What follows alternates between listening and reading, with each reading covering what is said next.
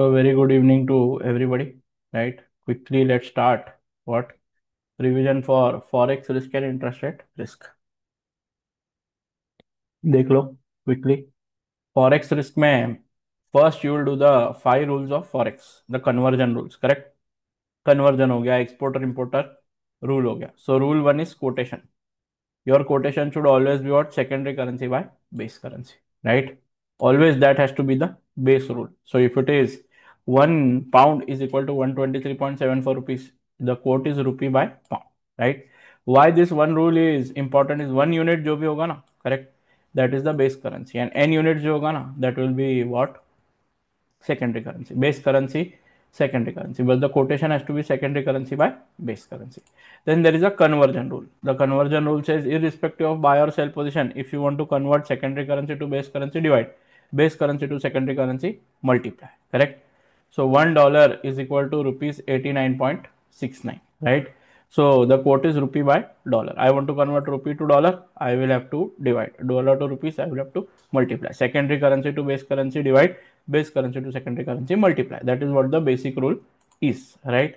Then rule 3 is of exporter. Exporter basic rule is what? Exporter, right, gets profit when home currency weakens and gets loss when home currency strengthens, right? And opposite, foreign currency weaken, loss, and foreign currency strengthen, profit. That is what the basic exporter rule is. But the main rule is basically that exporter sells goods to foreign buyer. He will receive foreign currency. He cannot do anything of the foreign currency here, so he will sell the foreign currency, correct? Sell the foreign currency and buy the home currency. Exporter receive foreign currency, sell foreign currency, that means buy the home currency. Now, depending on what currencies are given, you have to draw this table every time you are doing some work, correct? Then, rule for importer, right? Rule for importer is such that what? Importer में rupee or home currency strengthens, dollar or foreign currency weakens, he has a profit. Rupee or home currency weakening or foreign currency strengthening, there is a loss. Rule 4 is importer does buy goods from foreign seller. He has to pay foreign currency. That only means he has to buy foreign currency. That only means he has to sell home currency. Importer pay foreign currency, buy foreign currency, sell home currency. Then bid ask rule is also quite simple, correct? You have a customer POV and you have a bank POV, correct? But you have to always think from customer point of view. Always the rates are given such. This is a spot market and the forward market. Generally, spot market में what? Rupee by dollar is what? Quotation is given in bid ask rate. So whenever you want to buy the base currency, so this is the secondary currency, this is the base currency. Whenever you want to buy the base currency, always it will be what? Sold at a higher rate. And whenever you want to sell the base currency, it will be sold at a lower rate, correct? Opposite of that, rupee if you want to buy, that means dollar you want to sell, lower rate, correct? Rupee you want to sell, that means dollar you want to buy, correct? 89.89. Always whenever quotation given in dollar, right, you can directly use that, but when quotation or conversion is to be done in rupees to dollar, then you have to use opposite rate that is there. Have a look. Rule 1, 2, 3, 4, 5. Then forward contracts, have a look at forward contracts. Forward contract is nothing but today only you are fixing a rate, right, for a transaction in the future. That is a forward contract, right, with the bank or financial institution, right? You lock the rate today for foreign currencies. That is how it goes. Forward contractor for the exporter, right? So today he will lock the rate 5 month forward rate that will be there, and it will be converted on a later date. Then forward contractor importer also same thing, correct? Just that your buying and selling logics have to be clear. There are two types of market, एक तो spot market या main market and the derivative market. When it comes to derivatives are what? Instruments which derive their value from underlying asset, right?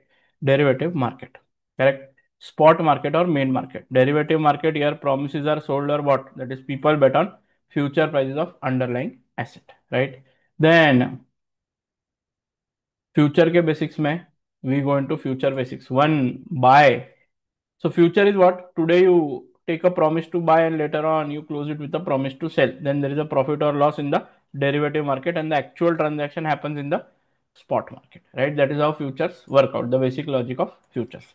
But when it comes to currency for futures, they are a derivative market which help you hedge the currency exposure in the foreign currency. Future contracts let you take a buy or sell position now for a future date, that is after a n months. So we can say we decide the buy or sell position now for a transaction happening after n months, and also lock the rate now, which is the foreign currency will be sold or bought. The future transaction has to be closed on transaction date by, and the profit or loss has to be booked on the transaction. The future transaction on FC futures can be closed either by futures rate, or transaction of FC futures can be closed either by future rate or spot rate depending on what is given in question. While all profit and loss is done in the futures market, correct? Actual transaction, that is actual sale or buy of currency on transaction date, will happen in the spot market, right?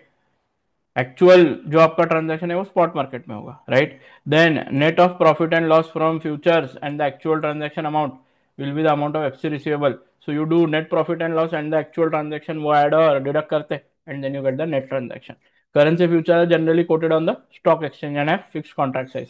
Basis risk between spot rate and future rate is an important aspect, क्योंकि इसमें basis risk, right, everybody should know that there is a calculation of what future rate by basis risk point method, correct?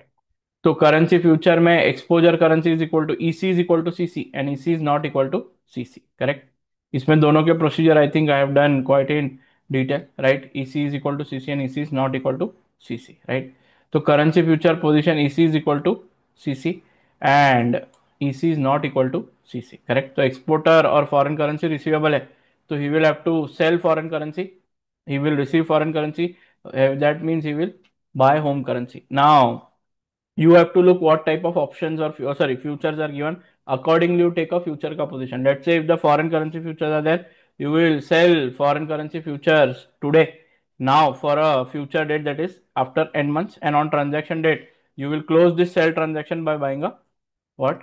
Buy foreign currency future, correct? And then actual transaction of selling of foreign currency at spot rate will happen, correct? Same thing here, importer, he pays foreign currency, he will buy the foreign currency, that only means he will sell the home currency. If the futures are on what? Tell me. Foreign currencies, then he will future buy foreign currency today for n months, and then on transaction date sell the foreign currency futures and close the transaction of futures, profit or loss, plus actual transaction of buy FC at spot rate or future rate to close the transaction, correct? That is how things work out, correct? Have a look.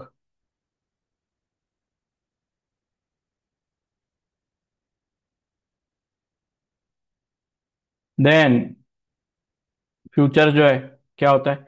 Calculation F C payable F C receivable divided by contract size. अगर whole number of contract है तो कोई tension नहीं है, but if number of contract in points not whole number, then under hedge over hedge का situation आ सकता है, right? If contracts are in point and not whole number, right, अगर it is on the lesser side, less than 0.5 होगा तो you will do under hedging, and more than 0.5 होगा तो आप लेट्स से 10.2 है कॉन्ट्रैक्ट, तो you will do 10 contract which is under hedging. 10.7 है contract, you will do 11 contracts over hedging, correct? Under hedging over hedging का part, if nothing given you will have to what? Tell me. तो वापस इधर नीचे under hedge over hedge लिया है. So under hedge over hedge का एक table भी था. Under hedge, what you have to do? If underage overage should be covered in forward market, right? So if forward rates not given, then you can keep them open and close on spot rates. अगर forward rate generally तो 99% you cover under या overage. अगर underage है तो आपको same position लेनी है as you have taken for initially for forwards. Overage है तो आपको opposite position लेनी है of sale और buy in forwards, correct? Right? Have a look. Then four types of rates are there. Spot rate now of currency, spot rate on transaction date of currency, future rate now of currency, and future rate of currency on transaction date, right? And directly given in question, that is there, and if directly not given in question, ये 4B वाला part ही तो सबसे important है, correct? 4B जहाँ पे future rate of currency on transaction date is not given, right? इस case में ही तो प्रॉब्लम होगा, राइट? नॉट गिवन है तो वहीं पे दैट व्हाट? टेल मी.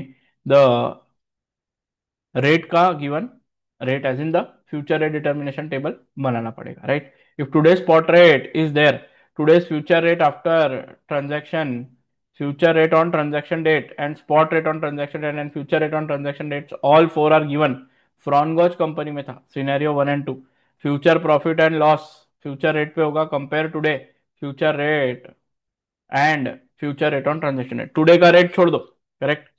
वो फ्यूचर का, आज का फ्यूचर का रेट, क्लोजिंग फ्यूचर का रेट, उस पर profit and loss, and spot rate on that date, उस पर एक्चुअल ट्रांजैक्शन खत्म होगा. आप एक बार फ्रॉनगॉच कंपनी है क्वेश्चन देख सकते हैं. मैं भी ओपन कर देता हूँ फ्रॉनगॉच कंपनी.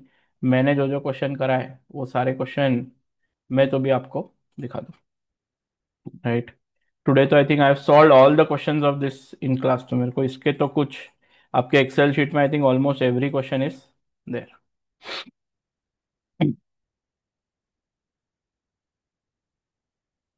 प्रॉनगॉच में EC is equal to CC है, बराबर है.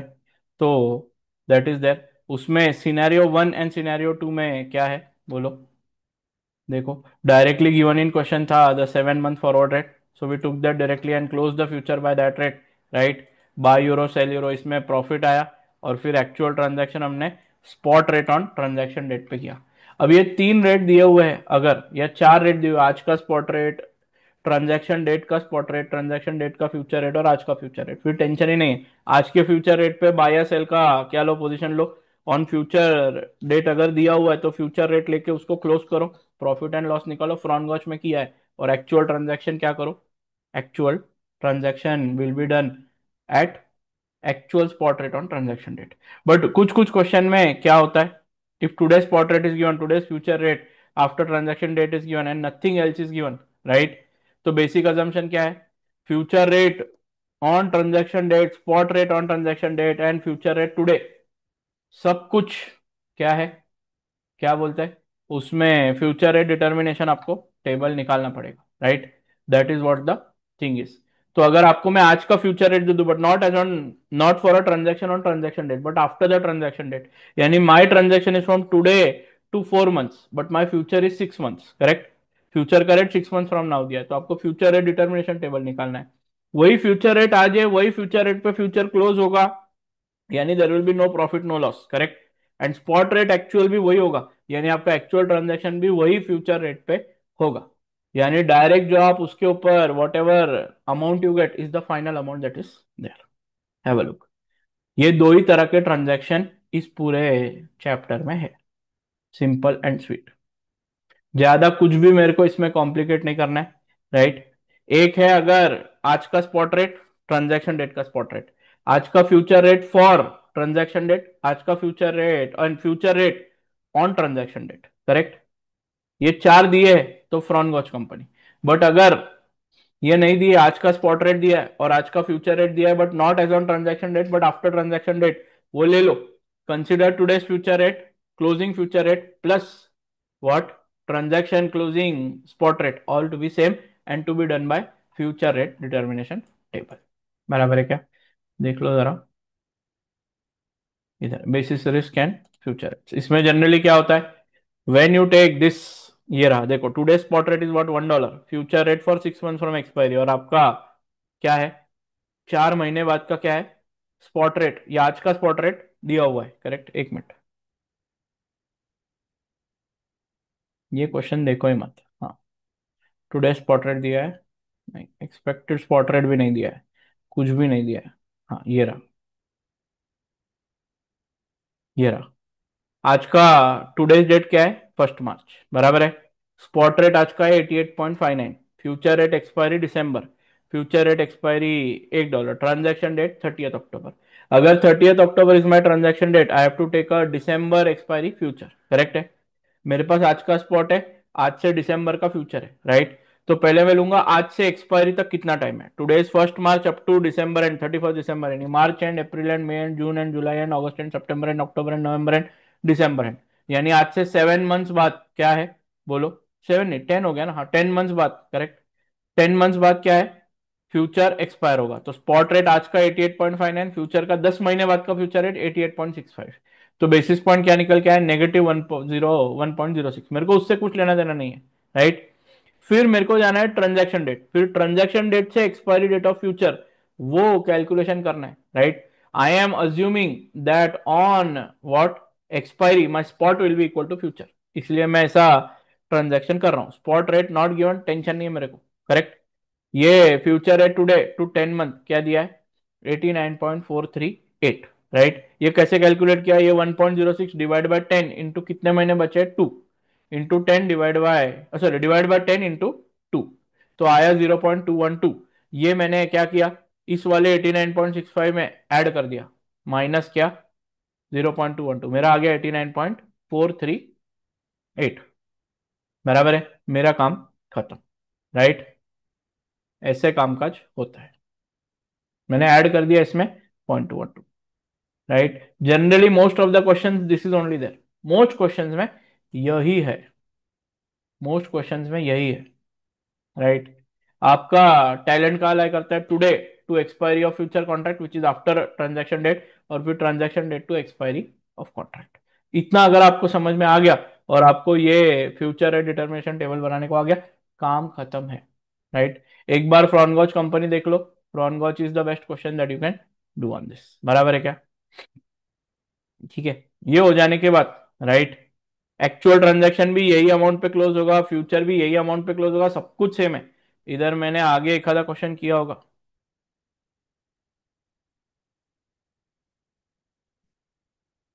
ये वाशी कंपनी देखो, वाशी कंपनी में फ्यूचर रेट डिटर्मिनेशन दिया है 125.771, transaction closing at 125, no profit no loss on futures, इस केस में यही अमाउंट आज का है फॉर ट्रांजैक्शन डेट, यही ट्रांजैक्शन डेट का अमाउंट है और यही स्पॉट रेट भी है, सब कुछ यही है, करेक्ट, देख लो,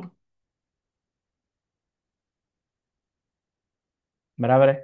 तो जेपीएन रिसीवेबल आफ्टर 6 मंथ्स, यही रेट लेके 127.125.771 लेके ट्रांजैक्शन भी क्लोज करो, वही रिसीवेबल या पेएबल अमाउंट आएगा, बराबर है। अब अंडर एज ओवरेज है, तो आप अंडर एज ओवरेज अकॉर्डिंगली आप क्या कर सकते हो, बोलो, राइट। सबसे पहले आपको फ्यूचर कौन सा सिलेक्ट करना है, आफ्टर ट्रांजैक्शन डेट या same date on the transaction date कोई एक्सपायरी है, या आफ्टर ट्रांजैक्शन डेट वाला फ्यूचर सिलेक्ट करना है। अगर दिसंबर और अक्टूबर दो दिया तो आपको उस हिसाब से डिसाइड करना है, ठीक है। फिर हाँ, अंडर एज ओवरेज का क्या सिचुएशन है, आ जाओ जरा, अंडर एज ओवरेज,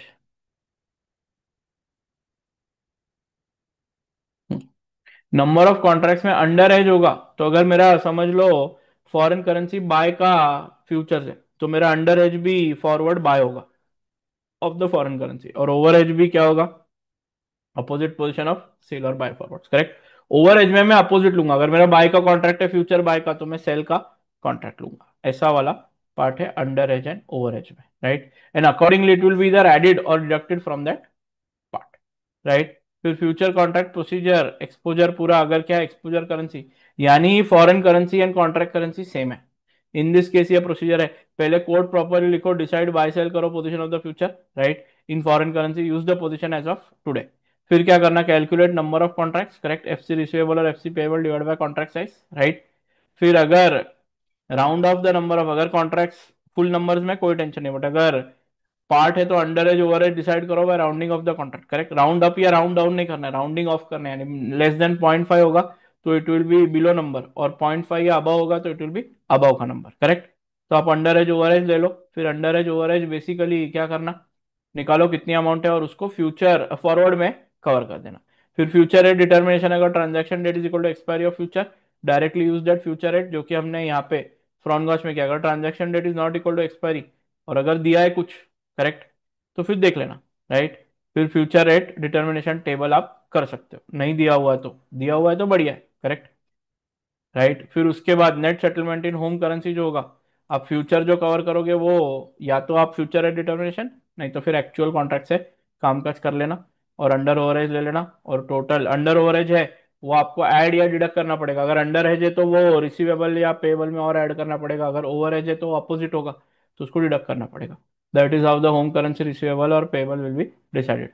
देखो अंडर एज है तो future position of currency equal to forward position, buy sell वाली पोजीशन, और ओवर एज में बाय सेल वाली पोजीशन ये रही, बराबर है। उसके बाद बढ़िया आता है multilateral netting and matching, multilateral netting and matching तो बहुत ही सिंपल है। कुछ आप थोड़ा बहुत type 1 type 2 transaction, cyclical transaction होंगे, टू पार्टी के बीच में ट्रांजैक्शन होंगे तो नेट ऑफ करो। तीन पार्टी के बीच में साइक्लिकल ट्रांजैक्शन होंगे तो वो भी आप नेट ऑफ कर सकते हो। जो लोएस्ट अमाउंट होगी वो डिडक्ट होगी सब जगह से, और नेट सेटलमेंट बनते जाएगा। बट टेबल मेथड मुझे लगता है ज्यादा बेटर है, क्योंकि टेबल मेथड से इजी आंसर आ रहे थे। तो आपने क्या करना चाहिए सबसे पहले, when you are doing multilateral netting and matching, दो टेबल बनाने चाहिए। सबसे पहले क्या है, ऐसा एक टेबल बनाना चाहिए किसने किसको कितना वो किया, फिर अमाउंट इन फॉरेन करेंसी, और फिर उसको कन्वर्ट करके जो भी आपकी बेस करेंसी है। सर ये बेस करेंसी जनरली क्वेश्चन में दी हुई होती है, that all rates between all transaction between all different companies should be converted into what rate. ठीक है, डॉलर में करना है, पाउंड में करना है, क्या करना है आपको, अलग अलग करेंसीज में रेट दिया जाएगा। Right, first make this table, then you make a net settlement table, जहां पे आप ओड बाय ऊपर लगाएंगे, ओड टू ऊपर लगाएंगे, ओड बाय नीचे लगाएंगे, फिर वो टेबल में मैच करते जाओ, ए को बी को कितना देना है, बी को सी को कितना देना है, वैसा कर करके पेड की टोटल निकालो और रिसीव्ड की टोटल निकालो। उसके नीचे यानी रिसीव्ड की टोटल निकालो, पेड की टोटल निकालो, करेक्ट। और फिर रिसीव्ड के नीचे वापस वो पेड की टोटल कॉपी करो और नेट निकालो। और उधर एक जनरली क्या होता है, एक वर्डिंग दिया होता है, settlements are made in the order that the company owing the largest net amount in USD settles with the company और द स्मॉलेस्ट। यानी जिसको लार्जेस्ट ओड है ना, owing the largest net amount, यानी ये ए जो हाईएस्ट पेएबल है, वो सबसे लोएस्ट जिसको पेएबल है ना बी, उसको पे करेगा, करेक्ट। एंड कंपनी बी जो है, फिर बचा हुआ क्या है, देखो इसने इधर 5.35 दे दिया और इधर बाकी फिर बचा हुआ 8.61, इसको दे देगा, सी को दे देगा।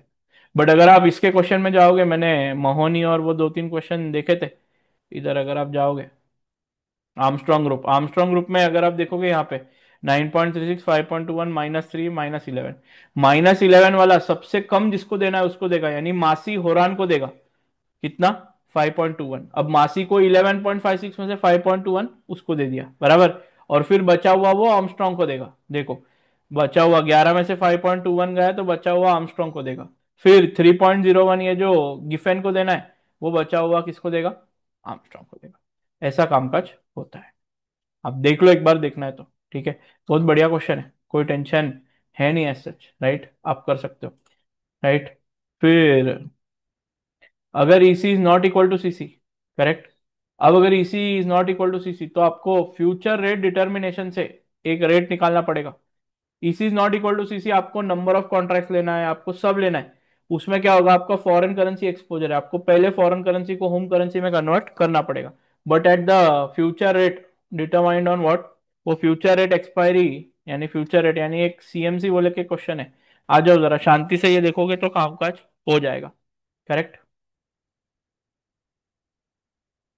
आ जाओ, amount of exposure currency 5,500 and, या कितना है भाई, 506 नहीं 5.6 मिलियन, बराबर है क्या। Transaction type dollar payable after 4 months, dollar payable forward position, नहीं रुको, forward rate amount of C H F, forward है नहीं, अपने को फ्यूचर में जाना है। आ जाओ फ्यूचर, एक्सपोजर करेंसी डॉलर है, contract currency C H F है, exposure currency not equal to C H F, कोई टेंशन नहीं, टेंशन मत लो। आप पहले देखो कि फ्यूचर रेट आपको दिया, यस एक फ्यूचर सीएचएफ का रेट दिया है, राइट।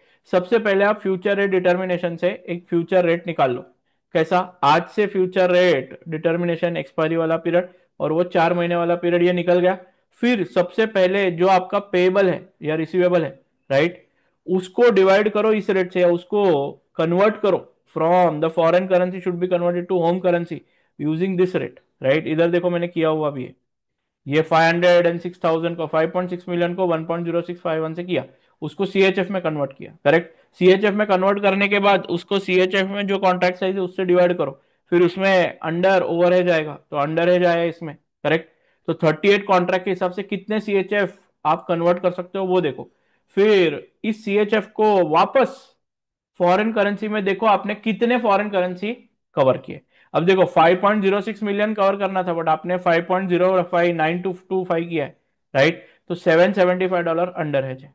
फिर वो $775 को क्या करो, फॉरवर्ड में कवर करो। अंडर हेज है तो वही, जैसे इधर अगर फॉरवर्ड फ्यूचर में जो भी है, फ्यूचर क्या है इधर देखो जरा, future rate is future rate ऊपर, आपको क्या करना है, फ्यूचर सेल करना है, सीएचएफ सेल, यानी ही डॉलर बाय, तो डॉलर बाय आपको इधर करना पड़ेगा, फॉरवर्ड डॉलर बाय करना है, राइट।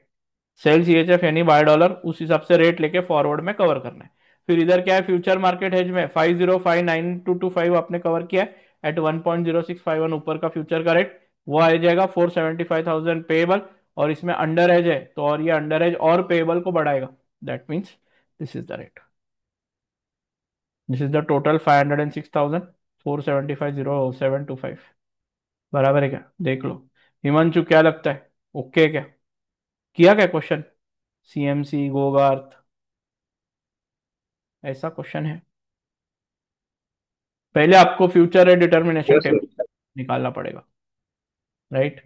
फिर दो बार क्या करना पड़ेगा, करेंसीज को कन्वर्ट करना पड़ेगा। फिर एक छोटा सा करेंसी स्वॉप्स का ऑप्शन है, करेंसी स्वॉप्स है और क्या है, दो चीज है, करेंसी स्वॉप्स और फॉरेक्स स्वॉप्स, दोनों एक साथ दो भी आ सकते हैं। करेंसी स्वॉप क्या है, Indian guy has what, Indian company अगर इंडिया में लोन लेगी, करेक्ट, तो उसको एडवांटेज है। और यूएसए कंपनी, यूएसए डॉलर में लोन लेगी तो क्या है, उसको एडवांटेज है। बट अगर इंडियन कंपनी को डॉलर चाहिए और यूएसए कंपनी को रुपीस चाहिए, in that case Indian company should borrow rupees, USA company should borrow dollars. All said and done, इसको आप करेंसी स्वॉप्स बोल भी सकते हैं, बराबर है क्या, राइट। और क्या है, फॉरेक्स स्वॉप्स बोल के भी कंसेप्ट है। कुछ कुछ बार करेंसी स्वॉप और फॉरेक्स स्वॉप में इंस्टीट्यूट ही यानी ACCA ही कंफ्यूज है, उन्होंने करेंसी स्वॉप की जगह पे, फॉरेक्स स्वॉप की जगह पे कहीं कहीं करेंसी स्वॉप ये वर्ड यूज किया है, करेक्ट है क्या, वो आएगा, फॉरेक्स स्वॉप भी आगे है, राइट। फॉरेक्स स्वॉप ज्यादा इंपॉर्टेंट है because more times has come in the exam, correct. तो फॉरेन करेंसी ऑप्शंस क्या है बोलो, पहले ऑप्शंस कर लेते फिर वो रिमेनिंग स्वॉप्स पे चलते हैं।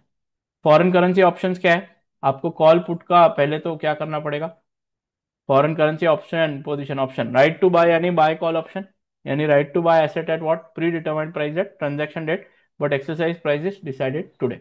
आपको पहले एक्सरसाइज प्राइस डिसाइड करना है, right, and right to sell buy put option, right to sell asset at predetermined rate at transaction date but exercise price decide today. अब ना इसमें क्या है ना, राइट टू बाय है तो एक्सपोर्टर होगा या FC रिसीवेबल होगा, राइट, तो रिसीव होगा तो सेल करेगा यानी उसको राइट टू सेल यानी पुट ऑप्शन, राइट। और वही अगर क्या है, मेरे को फॉरेन करेंसी बाय करनी है तो राइट टू बाय चाहिए, तो मेरे को बाय कॉल ऑप्शन करना पड़ेगा, बराबर है। Right to buy asset at predetermined date at transaction date but exercise price is decided today, बराबर है क्या। चॉइस ऑफ कॉन्ट्रैक्ट तो ठीक है, या तो transaction date is equal to expiry of option या आगे वाला, correct. Then choice of contract selection of exercise क्या है, प्राइस। अब जनरली ये बोला जाता है, राइट, बट मेरे को आप बोलो अगर दो एक्सरसाइज प्राइस का ऑप्शन है तो आपको दोनों ऑप्शन से आंसर बताना पड़ेगा। दो एक्सरसाइज प्राइस है, राइट, तो आपको दोनों एक्सरसाइज प्राइस से आंसर बताना होगा। बट पहले आपको पुट या कॉल ऑप्शन लेना है, वो डिसाइड करना पड़ेगा, राइट। तो पुट और कॉल ऑप्शन में भी, पुट और कॉल ऑप्शन में क्या आपको बाय करना है, बाय करते वक्त आप प्रीमियम पे करोगे तो बाइंग का जो एक्सरसाइज प्राइस प्लस प्रीमियम करोगे आप, राइट। दो ऑप्शन अगर है एक्सरसाइज प्राइस में, और जहां पे आउटफ्लो कम हो रहा है वो चूज करोगे। पुट ऑप्शन में एक्सरसाइज प्राइस आप सेल करके आपको पैसा मिलेगा और प्रीमियम आप उसमें से पे करोगे, दैट मीन एक्सरसाइज प्राइस में से प्रीमियम माइनस होगा, जहां पे इनफ्लो ज्यादा है आप वो ऑप्शन चूज करोगे, बराबर है क्या, देख लो। अगर है तो भी क्या है, मेरे को बोलो अगर है भी, करेक्ट, मैं आपको सच में बोल रहा हूं है भी अगर, तो आप दोनों यानी अगर ऐसा एक क्वेश्चन है, यानी कौन सा था भाई, गोगार था या कौन सा था, मैंने दोनों प्राइस से बताया था, CMC में ऑप्शन है क्या, ये देखो दो एक्सरसाइज प्राइस है, मैंने दोनों एक्सरसाइज प्राइस पे आंसर बताया। आप चूज कर सकते हैं दोनों में से एक, बट एग्जामिनर ने सजेस्टेड आंसर में भी और इसमें भी दोनों साइड से आंसर बताया हुआ है, देख लो भाई, ओके होगा तो, राइट, देख लो। फिर ऑप्शन एक्सरसाइज प्राइस क्या है, डिसीजन, भले ही आपके डिसीजन लो लेकिन क्या है, टेंशन लेने का जरूरत नहीं है, राइट। फिर ये ओके है। फिर number of contracts under hedge over hedge इसमें भी हो सकता है क्या, यस, करेक्ट है। EC is equal to CC है, कोई टेंशन नहीं, राइट, तो आपके कॉन्ट्रैक्ट तुरंत निकल जाएंगे, राइट। बट अगर EC is not equal to CC है तो आप पहले ऑप्शन की जो एक्सरसाइज प्राइस है उसके ऊपर फॉरेन करेंसी से होम करेंसी में कन्वर्ट करो, फिर कन्वर्ट रिकन्वर्ट करके आप क्या कर सकते हो बोलो, अंडर एज ओवर एज निकाल सकते हो, करेक्ट। और आप पोजीशन ले सकते हो। ठीक है भाई। उसके बाद प्रीमियम कैलकुलेशन। प्रीमियम कैलकुलेशन में ना थोड़ा सा एक मेरे को क्या है बात करना है। प्रीमियम कैलकुलेशन में क्या होता है, irrespective of contract currency the premium will always be paid in home currency today. Premium is paid upfront if premium directly given in home currency तो टेंशन ही नहीं, बट अगर होम करेंसी में नहीं दिया है तो आपको होम करेंसी में कन्वर्ट करना पड़ेगा, राइट। फॉरेन करेंसी में प्रीमियम आया क्योंकि देखो, जहां पे देखो अगर मेरे ऑप्शंस सुनो फॉरेन करेंसी में और मैं प्रीमियम कैलकुलेशन करता हूं, अभी प्रीमियम कैलकुलेशन का फॉर्मूला क्या है, number of contracts into contract size into premium percent of contract currency. वो फॉरेन करेंसी में अगर क्या है मेरे ऑप्शंस है तो मेरा प्रीमियम होम करेंसी में आएगा, बट मेरे अगर होम करेंसी में मेरे ऑप्शंस है ना तो मेरा प्रीमियम किस में आएगा, फॉरेन करेंसी में। बराबर है क्या, देख लो। फिर अगर मेरा प्रीमियम फॉरेन करेंसी में आया ना तो मेरे को स्पॉट में वो फॉरेन करेंसी बाय करनी पड़ेगी टू पे the premium, because I always want premium in home currency. मेरे को मालूम नहीं, मेरे को प्रीमियम हमेशा होम करेंसी में चाहिए, ठीक है। If quotation of premium not given, right, of given of premium given कैसा, सेंट्स पर ईसी और पर सीसी, करेक्ट। पर ईसी मतलब योर एक्सपोजर करेंसी और सीसी, तो सेंट डिवाइड बाय 100। बट अगर फुल करेंसी में दिया तो आपको ईसी फुल लेना पड़ेगा। मैं बताता हूं आपको, वाशी कंपनी क्वेश्चन है ना, वाशी, वाशी में आ जाओ एक मिनट। वाशी में जब आप प्रीमियम देखते हो ना, इधर प्रीमियम देखो वाशी कंपनी में 3.8 लिया हुआ है, 3.8। ये ना जेपीएन पर डॉलर का प्रीमियम है बॉस, करेक्ट। जेपीएन सेंट्स नहीं है, याद रखना, ऐसा उधर दिया हुआ है। और जिधर सेंट्स दिया होगा उधर आपको डिवाइड बाय 100 करना पड़ेगा बॉस। और पॉइंट में क्या लेना पड़ेगा, प्रीमियम लेना पड़ेगा। That is how it is. फिर एंड में जब expected spot rate on transaction rate is not given then consider exercise price. Spot rate है, सब कुछ वही है, और कोई लैप्स एक्सरसाइज कुछ नहीं होगा, सारे कॉन्ट्रैक्ट एक्सरसाइज ही होंगे, ऐसा कंसिडर करके जीरो प्रॉफिट एंड लॉस होगा। लॉस तो होता है नहीं, जीरो प्रॉफिट होगा, और ऐसे जाओ। बट अगर दिया हुआ है transaction date पे exercise this what do you say spot rate, then compare with the spot rate and try to find the answer। अब वो spot rate पे भी आप डिसाइड कैसे करोगे। अब नेट सेटलमेंट में क्या क्या आएगा आपका, ऑप्शन कवर में पेएबल रिसीवेबल डिवाइडेड बाय और multiplied by the exercise price considering it is exercise, right. Profit on option if there is any, right, and under और over hedge, right, if there is any, and the premium payable, सारा home currency में निकलना चाहिए, right. इसका भी मैंने बढ़िया table बनाया हुआ है, आपको देखना है तो आप दे सकते हो, और फ्रॉनगॉच कंपनी देखना है तो देख सकते हो। मैंने बढ़िया से टेबल बना के आंसर कैलकुलेट किए हुए, राइट। ये हो गया ऑप्शंस, करेक्ट। फिर इसके बाद हो गया फॉरेक्स स्वैप्स, ये इंपॉर्टेंट है। ये बार मेरा बहुत ऐसा फीलिंग है, ठीक है। फॉरेक्स स्वैप्स आपको एग्जाम में आने वाला है, 100% मेरे पास से लिख लो। या तो फॉरेक्स स्वैप्स, नहीं तो फॉरेन करेंसी ऑप्शंस। आने वाला आने वाला आने वाला है, मेरी गारंटी। 100 नहीं, 200 नहीं, 500%। इन दो में से कुछ आता, फ्यूचर्स तो नहीं आता, ऑप्शंस 100% आता, ऑप्शंस आता, नहीं तो ये आता।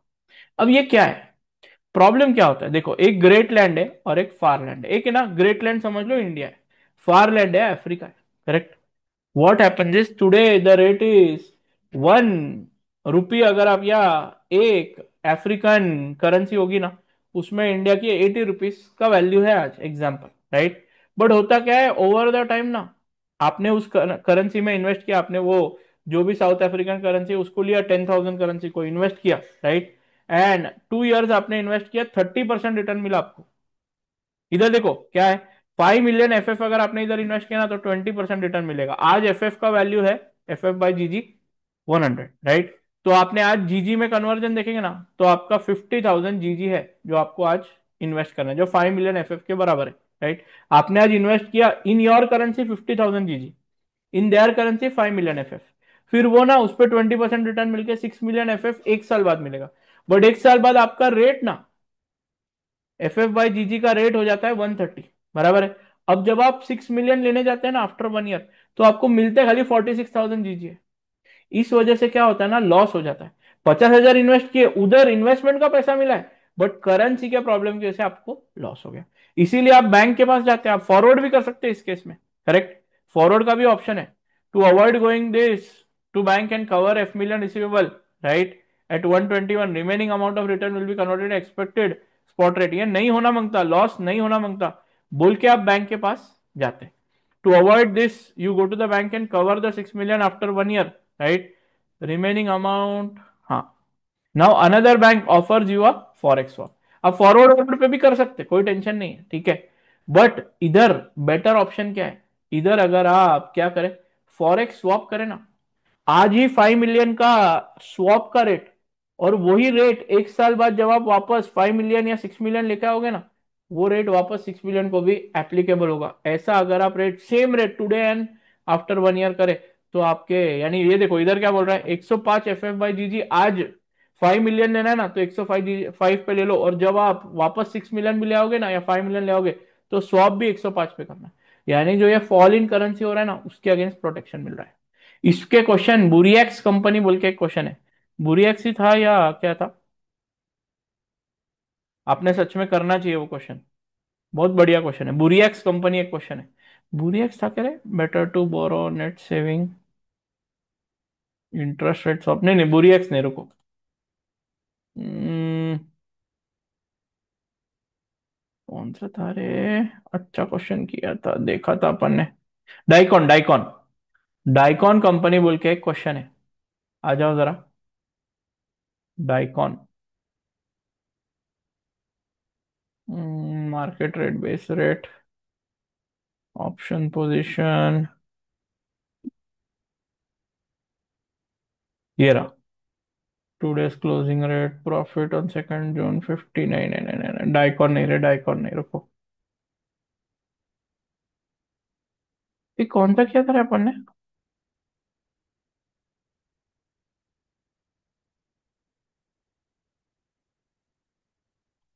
जिसमें फॉरेन एनपी भी था और ये भी था। हाँ ये रहा, मोहनी कंपनी दिख रहा है आपको, मोहनी। मोहनी में इनिशियल इन्वेस्टमेंट 1800 और swap amount of initial investment 1800। आपको 2900 मिला था एट दी एंड, करेक्ट, और इनिशियल इन्वेस्टमेंट 1800 था, उसमें का 1800 आप स्वैप बैक कर सकते हैं। At what rate, the rate decided today, उसके ऊपर obviously you will pay some amount.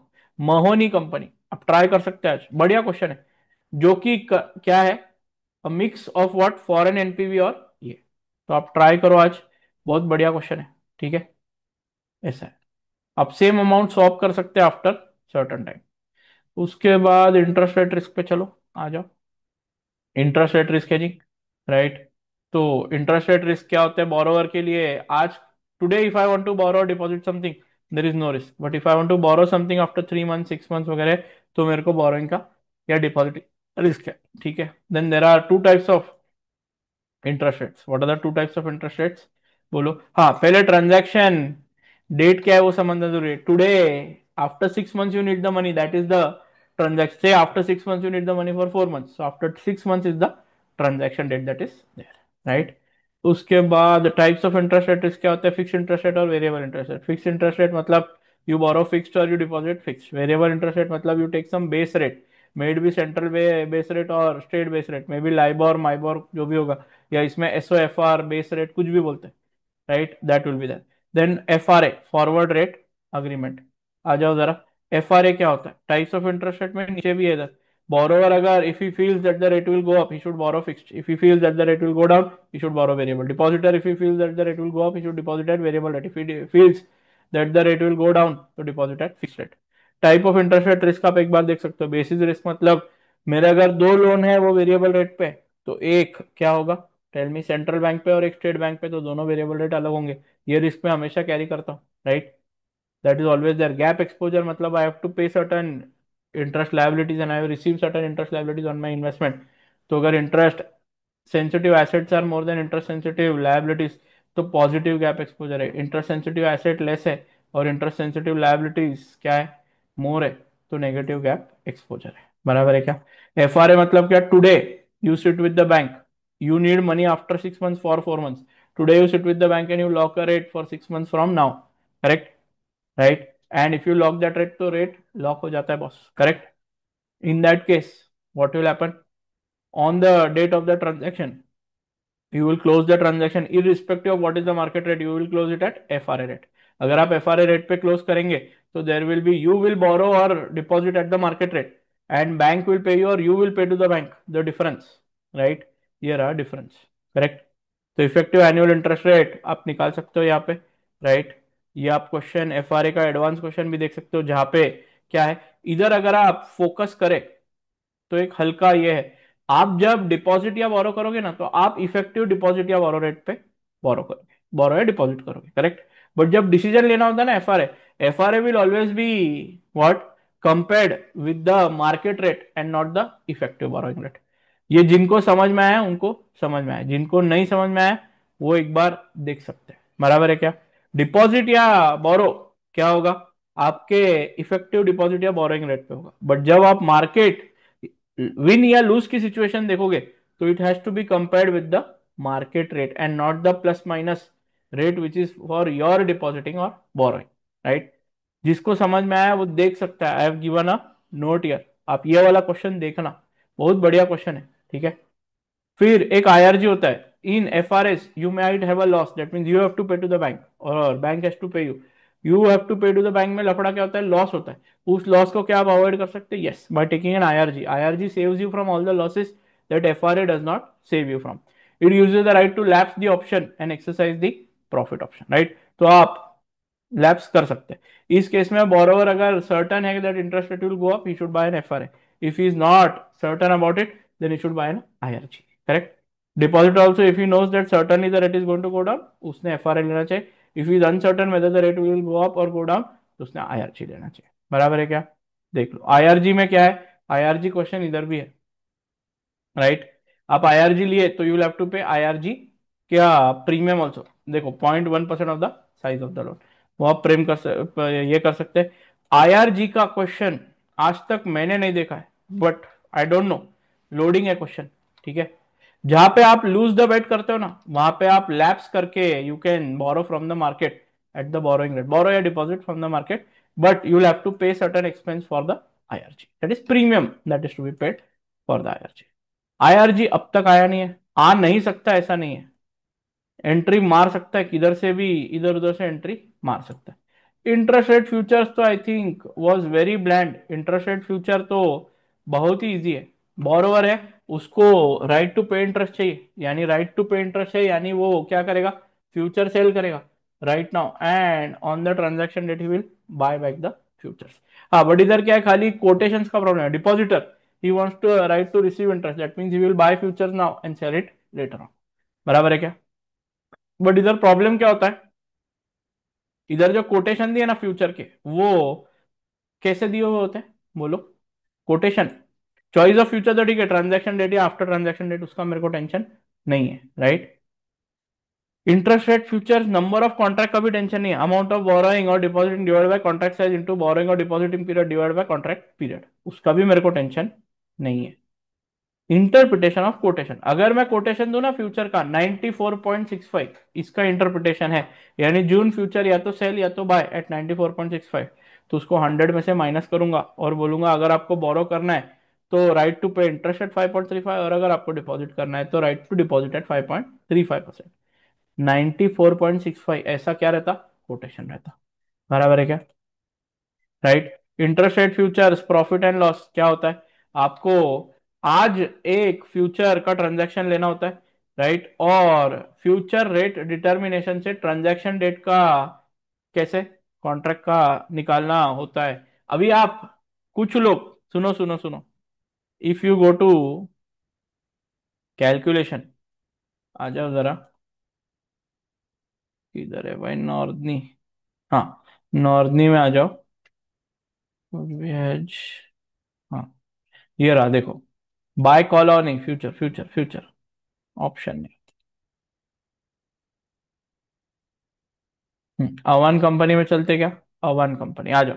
Awan company में बाय फ्यूचर नाउ है, करेक्ट. टुडेज मार्केट रेट 4.09 है. एक्सपेक्टेड क्या है, इसमें ना स्पॉट रेट दिया रहता है. जब आप क्या निकालते हो same future rate determination table बनेगा, correct. Same future rate determination table बनेगा। आज का spot rate, expected spot rate, generally question में एक्सपेक्टेड स्पॉट रेट दिया हुआ होता है, right, and future rate to expiry, right, वो दिया होता है। आप बेसिस रिस्क निकालो और आपको ये वाला क्वेश्चन आंसर मिल जाएगा, करेक्ट। ये फ्यूचर का ओपनिंग, ये फ्यूचर का क्लोजिंग, करेक्ट। तो आपको प्रॉफिट या लॉस निकालना है, देखो इधर प्रॉफिट या लॉस निकाला है मैंने, राइट। उस हिसाब से प्रॉफिट लॉस निकालो। इधर 100% हर एक क्वेश्चन में प्रॉफिट या लॉस निकलेगा फ्यूचर में, राइट। इधर देखो ये वाला 5.24 और इधर क्लोज किया 3.65 से, तो इधर तो बहुत बड़ा प्रॉफिट आएगा, correct. Then you do what, tell me. Actual deposit या एक्चुअल बोरोइंग तो आपके इफेक्टिव डिपॉजिट रेट या इफेक्टिव बोरोइंग रेट पे मार्केट में होगा, करेक्ट, राइट। और आपका प्रॉफिट एंड लॉस, तो आपका जब नेट सेटलमेंट बनेगा, right, it will B actual interest paid, profit loss जो होगा वो, और नेट इंटरेस्ट रिसीव्ड, और फिर आप इसका इफेक्टिव रेट निकाल सकते हैं with the borrowing amount and with the number of months. इसमें कोई प्रीमियम वीमियम कुछ भी पेएबल नहीं है, आप ये देख सकते हैं, बराबर है क्या। नेट सेटलमेंट, ये देखो नेट सेटलमेंट मैंने यही बोला आपको अभी, ऐसा है। With this I think IRF closing क्या है, फ्यूचर रेट डिटर्मिनेशन टेबल से निकलता है। फिर चलो स्पेशल नोट, राइट। तो करंट स्पॉट रेट कुछ भी हो सकता है, यू कुड बोरो फिक्स्ड, और ये वो डिपेंड करता है क्वेश्चन के ऊपर, राइट। तो आप सारा जो कामकाज फ्यूचर्स का करेंगे ना, वो सारा मार्केट रेट पे होगा, बट जब आप फाइनली एक्चुअल ट्रांजैक्शन पे जाएंगे ना बॉस, तब आप क्या करेंगे, इफेक्टिव डिपॉजिट रेट लेंगे। बोरोइंग या डिपॉजिटिंग एक्चुअली करेंगे ना, वो इफेक्टिव बोरोइंग रेट पे होगा, बराबर है क्या। ये हो गया, ठीक है। आईआरएफ प्रोसीजर आप पढ़ सकते हो पूरी, करेक्ट। और सारी चीजें ट्रांजैक्शन डेट पे होगी, तो ट्रांजैक्शन डेट बहुत इंपॉर्टेंट है, राइट। बोरोइंग पीरियड या और वो सब चीजें भी इंपॉर्टेंट है। अब interest rate options over IRF, options over IRF बहुत सिंपल है, स्ट्रेट फॉरवर्ड है, राइट। के ऑप्शंस है, आज आपको एक एक्सरसाइज प्राइस या एक क्या है, डिपॉजिटर या बोरोइंग के हिसाब से आज एक पोजीशन लेनी है और उसको क्लोज करना है, करेक्ट। बट क्लोज करना है with futures rate by using the future rate determination table. तो आज आप ऑप्शन का जो क्या है, हाँ, खाली इसमें प्रीमियम कैलकुलेशन, आ जाओ जरा। बाय कॉल ऑप्शन के लिए right to receive interest and buy put option के लिए राइट टू पे इंटरेस्ट, बराबर है क्या, देख लो।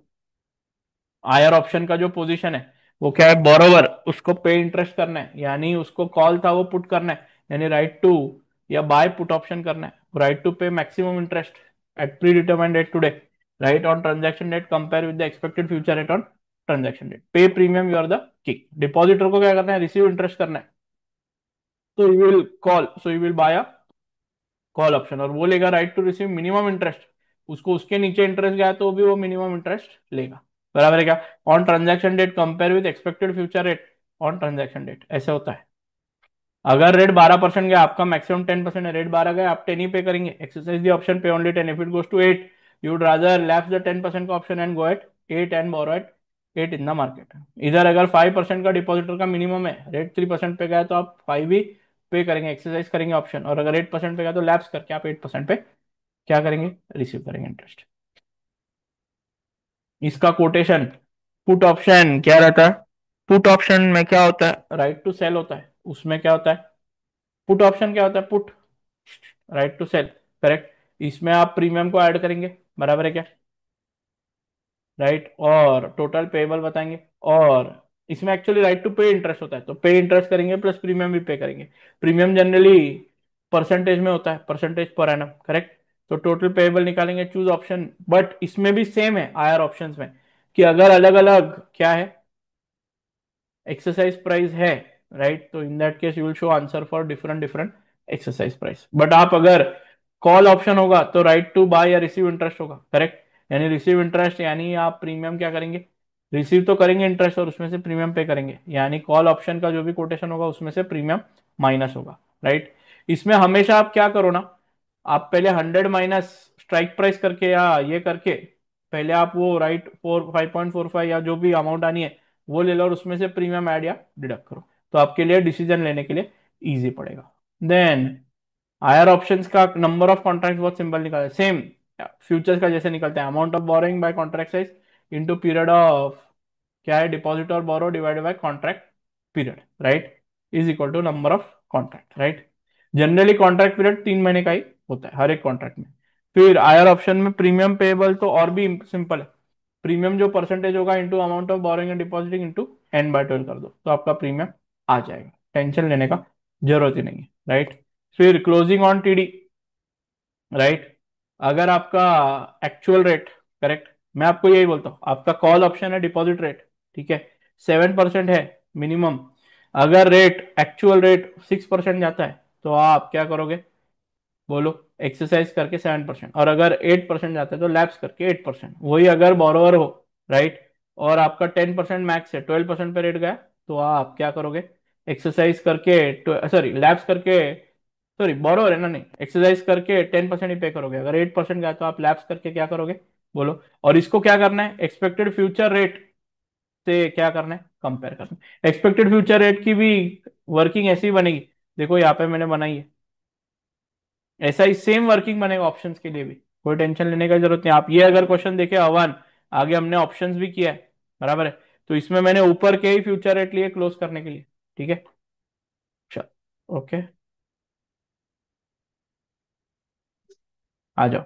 उसके बाद नेट सेटलमेंट का टेबल इसका बहुत इंपॉर्टेंट है, एक्चुअल इंटरेस्ट रिसीवेबल।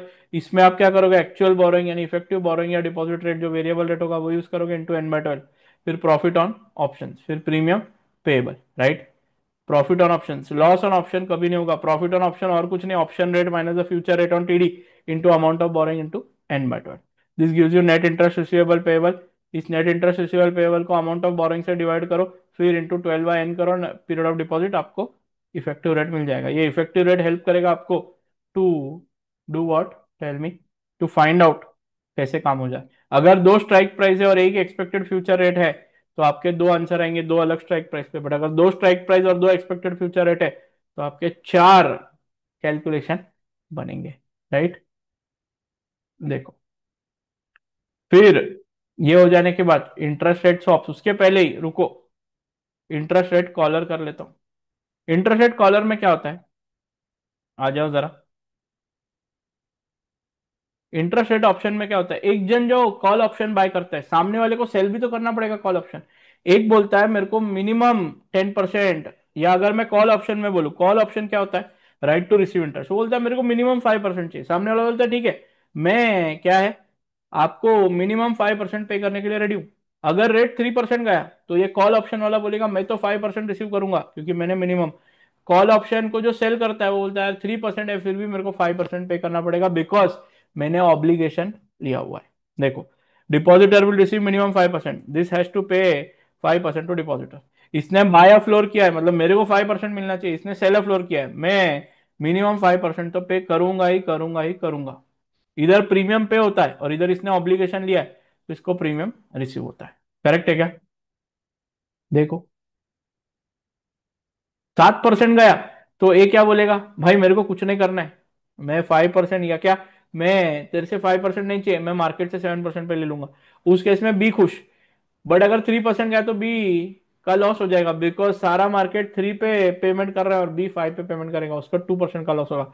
बट ए का प्रॉफिट हो जाएगा, क्यों, क्योंकि उसने तो 3% पे बोरो किया था तो इधर उसका प्रॉफिट है, बराबर है, ऐसा।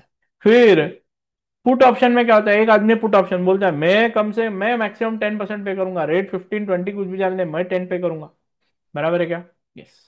सेल अप पुट ऑप्शन है, right, obligated obligation to receive maximum interest, correct. यानी वो क्या बोलेगा, मेरे को भाई मैक्सिमम 10% ही चाहिए, उससे ज्यादा मेरे को चाहिए ही नहीं। मेरा 10% के ऊपर भी रेट गया तो मेरे को खाली 10% देना तुम, right.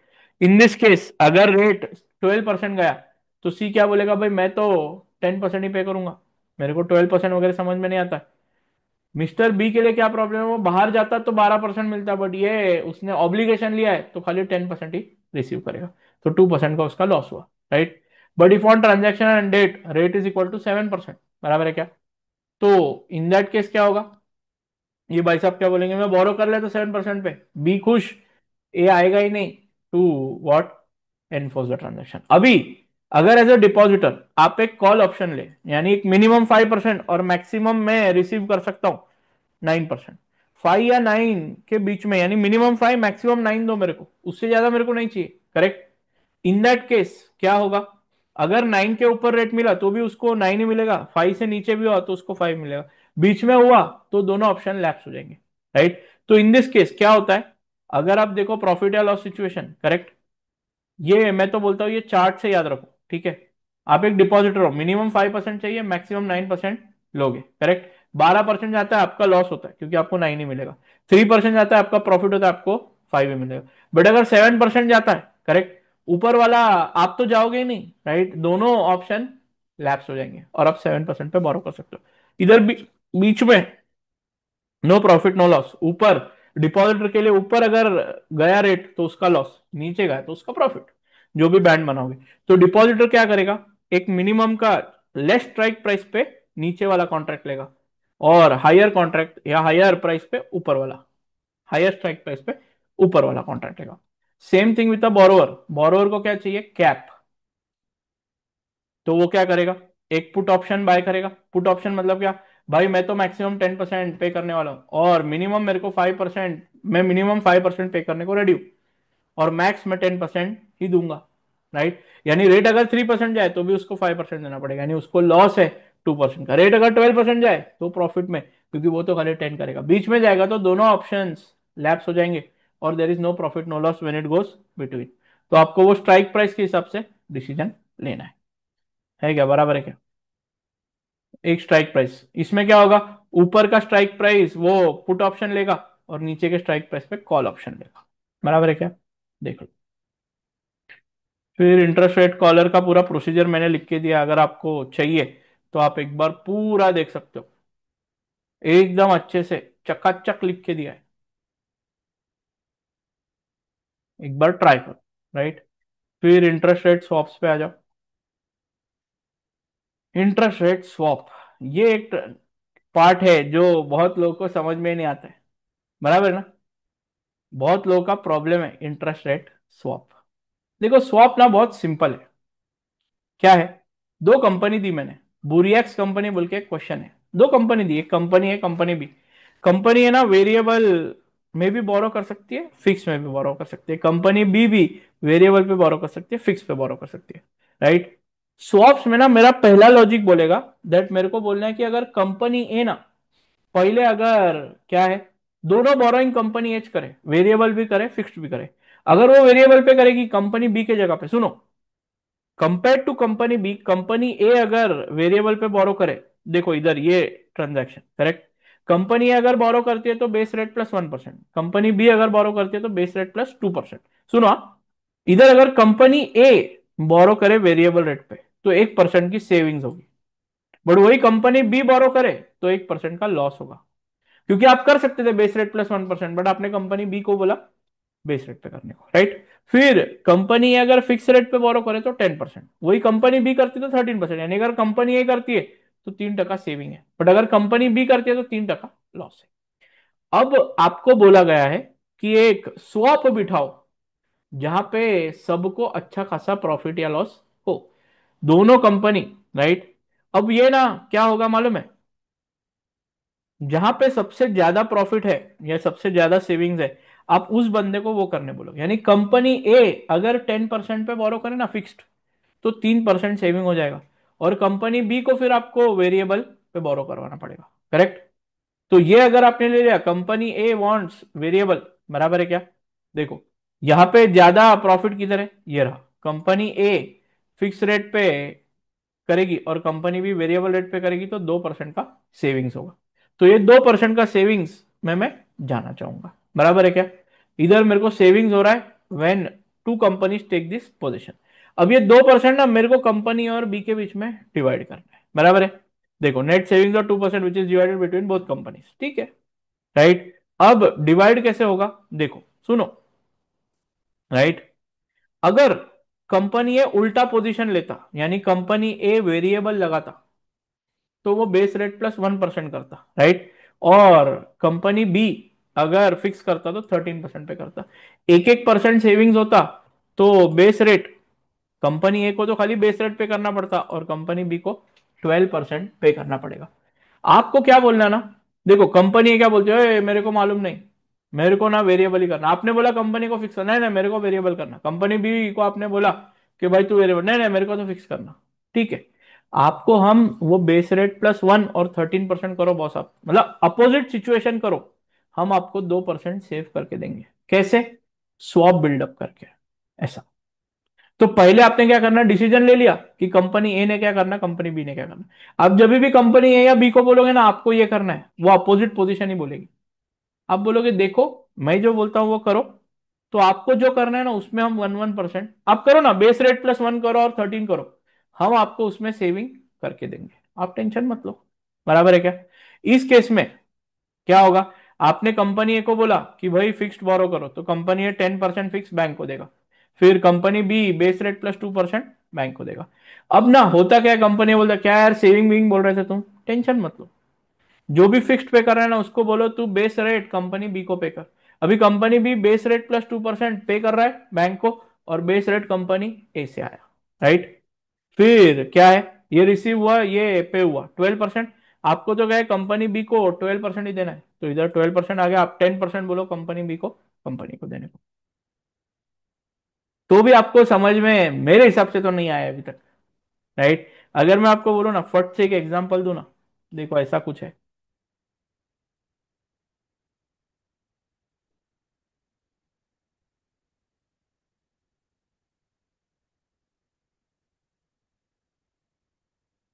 Right. Have a look, company A है एंड कंपनी बी, करेक्ट। अगर वेरिएबल रेट पे बोरोइंग हो, वेरिएबल नहीं रे, वेरिएबल, राइट, तो वो करेगा बेस रेट +3% पे, और इधर होगा बेस रेट +1% या बेस रेट +2%, ठीक है। फिर वेरिएबल पे करे तो,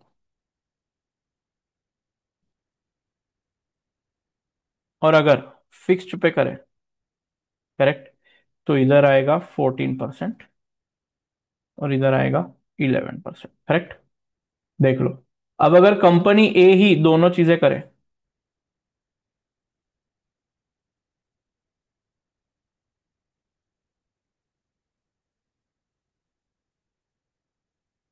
company A has both borrowing, right. In that case अगर कंपनी ए बोरो करती है तो इधर 1%, बेस रेट +3% है, तो इधर 1% लॉस आता है, बराबर है।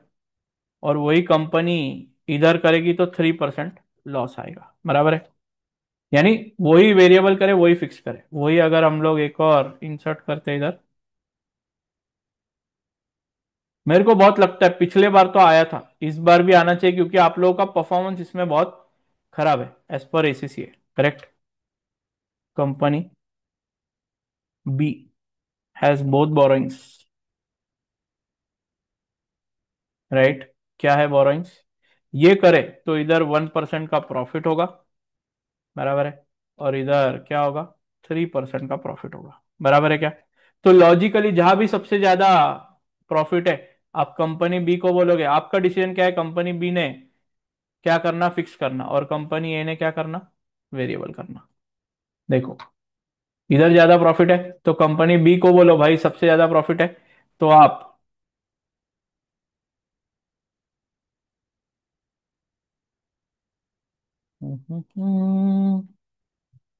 कंपनी बी जो है वो वेरिएबल रेट बोरोइंग, ये है योर रिकमेंडेशन, करेक्ट। और कंपनी ए फिक्स्ड, नहीं रुको, फिक्स ना, company be fixed, sorry, fixed rate, बराबर है। और कंपनी बी वेरिएबल।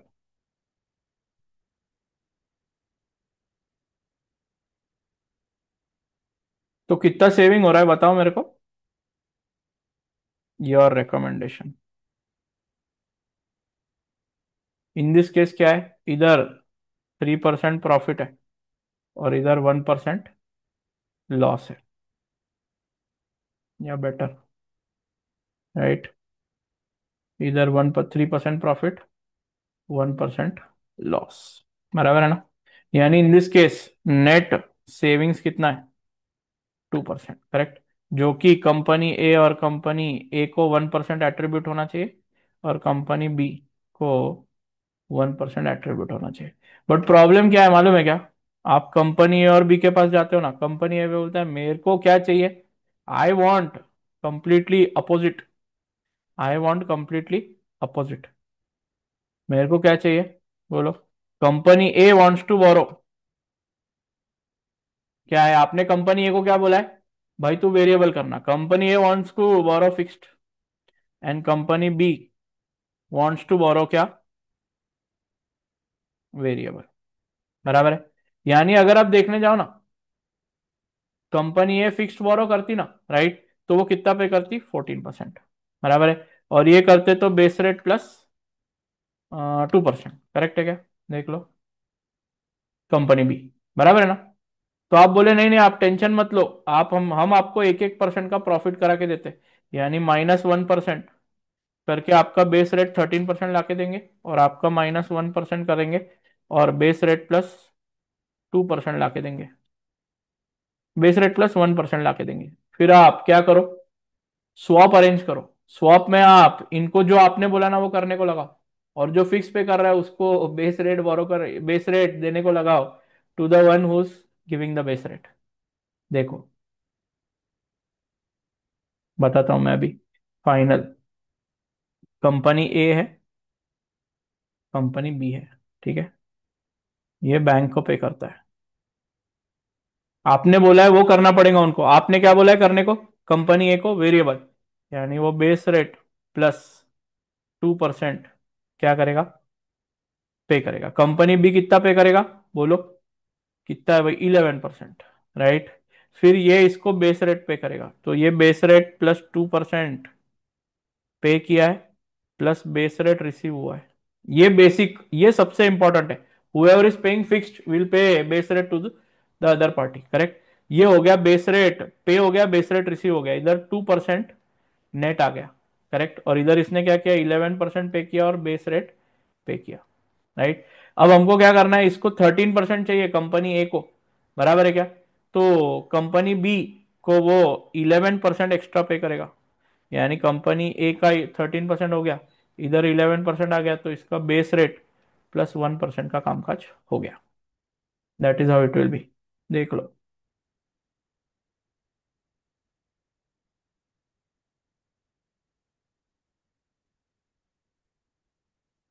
बराबर है ना, 13% कंपनी ए का बेस रेट +1% इधर।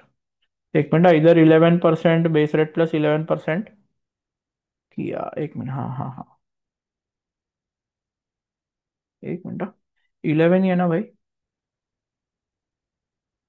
11, और इधर क्या है, बेस रेट +2%, नहीं नहीं, बेस रेट +3% होगा ये, यानी 3 होगा नेट। 11% जो आ गया, करेक्ट, तो 10% आएगा इधर। तो ये बेस रेट +11 जो आपने पे किया है, इसमें 10% रिसीव हो जाएगा, तो ये हो जाएगा बेस रेट +1%, और इधर हो जाएगा 13%। काम खत्म। This is how swap is build up. अगर आपको देखना है तो बुरियक्स कंपनी में है काउंटर पार्टी स्वैप, बराबर है क्या। काउंटर पार्टी स्वैप किधर गया हुआ है, बुरियक्स, इसमें है काउंटर पार्टी। सेम किया है मैंने, आप एक बार देख सकते हो, करेक्ट। फिर स्वैप विथ इंटरमीडियरीज भी बढ़िया क्वेश्चन है, आ जाओ। स्वैप विथ इंटरमीडियरीज, राइट, अपना ना कॉलर हो गया ना। स्वैप विथ इंटरमीडियरीज क्या है, देखो जरा। इफ कंपनी है बोरोड एट फिक्स्ड रेट, तो वो बैंक को क्या करेगा, want to swap to variable, तो bank will pay you lower rate, ऐसा एक क्वेश्चन है स्वैप का। आ जाओ जरा। Company currently has a 12-month loan at a fixed rate of 5%, but would like to swap to variable. So it can currently borrow at variable rate of base rate +12%, 12 basis point, right? But bank उसको coat कर रहा है कि तुम 4.9-4.95 का दो। तो जब भी आप फिक्स्ड को वेरिएबल से, यानी आप फिक्स पे कर रहे हैं, आपको वेरिएबल पे स्विच करना है, बैंक बोलेगा आप हमको बेस रेट दे दो, और हम आपको लोअर रेट 4.9% दे देंगे। ऐसे वाला पार्ट है, तो आप नेट निकालो और काम काज करो। तो बोरोइंग, ये एक बार देख लो, अभी तक आया नहीं है ये, ठीक है, एग्जाम में। काउंटर पार्टी वाला आया है, बट इंटरमीडियरी वाला नहीं आया है, ऐसा है, ठीक है। और लास्ट में, राइट, एक सेम्बिलन और पॉल्ट वाला क्वेश्चन है, ठीक है। ये आप एक बार देख लो, आपको नहीं समझा तो नहीं समझने जैसा उसमें कुछ है ही नहीं। आपको अगर बॉन्ड थियरम और वो वाला पार्ट मालूम है तो वो पार्ट इजीली हो सकता है, राइट। फ्यूचर रेट कैसे निकालना of interest rates, right. Future rate simple निकलता है, ठीक है। Year on year future rate कैसे निकलता है उस हिसाब से इधर सारे नोट से आप एक बार देख लो। सेम्बिल और पॉल्ट बहुत पुराने क्वेश्चन है, इसलिए मैं नहीं ले रहा हूँ, बट मेरे आपको सोल्यूशन चाहिए तो मेरे टेक्स्ट के अंदर है, आप एक बार देख सकते हो, राइट। इसका मैंने बॉन्ड थ्योरम भी एक्सेल में दिया हुआ है, आप एक बार देख लो। विथ सेम्बिल एंड पॉल्ट आने की शक्यता बहुत कम है, इसलिए थोड़ा सा मैं I am taking a back foot there. अब लिख लो आपका जो क्या है, आ जाओ, इंपॉर्टेंट क्वेश्चन लिख लो भाई इधर पहले, राइट। इंपॉर्टेंट क्वेश्चन है आपका डाइकॉन, राइट। डाइकॉन है, फ्रॉनगॉच है, फ्रॉनगॉच है, सीएमसी कंपनी है, अवान है, फिर वाशी कंपनी है, फिर क्या है, सेम्बिलन है, ठीक है, सेम्बिलन है, और क्या है भाई, सेम्बिलन हो गया, हाँ, आर्मस्ट्रॉन्ग है, महोनी है, सर महोनी। मोहनी, वही लिखा रहा हूँ, मोहनी, ठीक है, बुरियक्स, बुरियक्स, नॉर्दनी, राइट। इतने तो इम्पोर्टेंट है ही। ये और वो कौन सा था रे, बुरियक्स हो गया, आवान हो गया, ठीक है। वो कौन सा था भाई जिसमें, नॉर्दनी था, नॉर्दनी में है ना आगे जाके,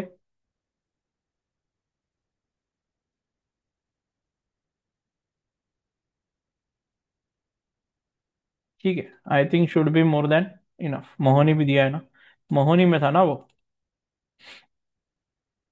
ये मोहनी में स्वैप था, आप देख सकते हो, स्वैप और ऑप्शन दोनों है, ठीक है।